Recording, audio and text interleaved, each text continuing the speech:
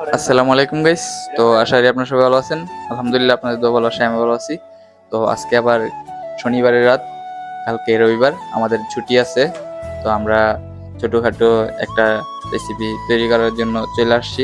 Recipe বলতে বাংলাদেশি খাবার জনপ্রিয় ধরা যায়। মানে আমরা দই তৈরি করতেছি। মানে আজকে রাত্রে আমরা দইটা বসাবো, কালকে সকালে ইনশাল্লাহ খাবো।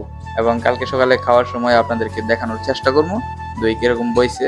তো আমরা প্রথমে দই বানানোর জন্য দুধ নিয়ে আসছি। দুধ নিয়ে আসার পর দুধের মধ্যে দুধ তো কিছু দিই নাই, পানি মানি কিছু দিই নাই, মানে বোতলের দুধ।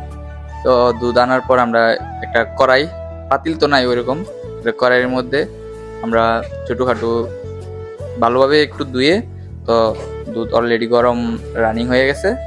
এদিকে দুধ জাল দিচ্ছে এই যে বিপাশ ভাই। আসসালামু আলাইকুম গাইস।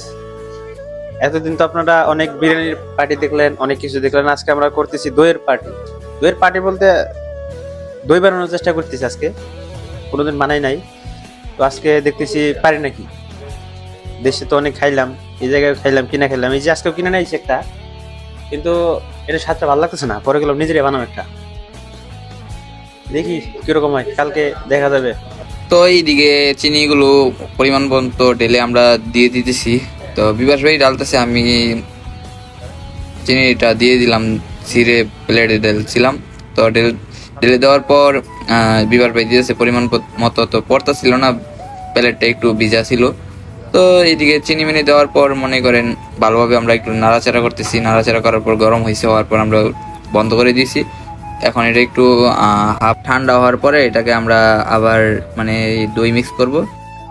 তো আমরা দইটা অলরেডি দিয়ে দিছি। তো এখন দেখেন দই দেওয়ার পর একটু নাড়াচাড়া দিয়েছি। এই যে দই দেওয়ার পর নাড়াচাড়া করে ভালো করে মিক্স করলাম। মিক্স করার পরে তো গাইস আমরা মোটামুটি সবকিছু করে নিছি। দইটা মিক্স করছি, আর একটা দইয়ের ডিব্বা তো দেখছি নি, তো ওইটা দিয়ে মিক্স করে নিছি। মিক্স করা শেষ, এখন আমরা প্রায় প্যাকেটও করে লেগেছি। আর একটা হইব, এটা বাকি আছে, এই যে অল্প একটু আছে, এতটুকুই। সবটি প্যাকেট করা শেষ। এই যে দেখেন, এইদিকে দেখেন, এইদিকে দেখেন, সবগুলা প্যাকেট হয়ে গেছে। এখন উপরে কাপড় দিয়ে, কাগজ বলতে এটা একটা কাগজ, এটা আমরা দিয়ে দিতেছি যেন হাওয়াটা বাইরে না হয়। তো কালকে ইনশাল্লাহ সকালেও আপনাদেরকে ভিডিও করে দেখাবো কিরকম হয়েছে। তো ফুল ভিডিওটা সবাই দেখেন, যদি ভালো লাগে অবশ্যই একটা লাইক এবং শেয়ার করে দিন, আর ফলো দিয়া পাশে থাকেন। তো গাইস প্যাকেটের কাছটা কিন্তু এই যে বিপাশ ভাই করতেছে, প্রথমে দুধ যে লাড়াচাড়া দিচ্ছে, তো এই যে প্যাকেট করতেছে। তো এইদিকে এই যে প্যাকেট করে এদিকে রাখা হয়েছে বলটাকে আমরা ঢেকে দিব শেষে। এখন প্যাকেট চলতেছে। তো 4 5 6টা হয়েছে, এটা ফার্স্ট হয়েছে, তো এই কারণে মনে করেন কম করে বানাইছি, দেখি কিরকম হয়। ইনশাল্লাহ যদি ভালো হয় তবে সামনে আমরা আরো ভালোভাবে করার চেষ্টা করুন, এবং এর চেয়ে আরো বেশি করার চেষ্টা করুন, যেন এক সপ্তাহ খাওয়া যায় এরকম ভাবে। এক সপ্তাহ মানে রেগুলার তখন না, মাঝে মাঝে মন চাইলো খাইলাম। তো গাইস আমরা সকাল সকাল গোসল করে রেডি হয়ে নিছি, কারণ কালকে রাত্রে তো দেখাইছি দই আমরা বসাইছি।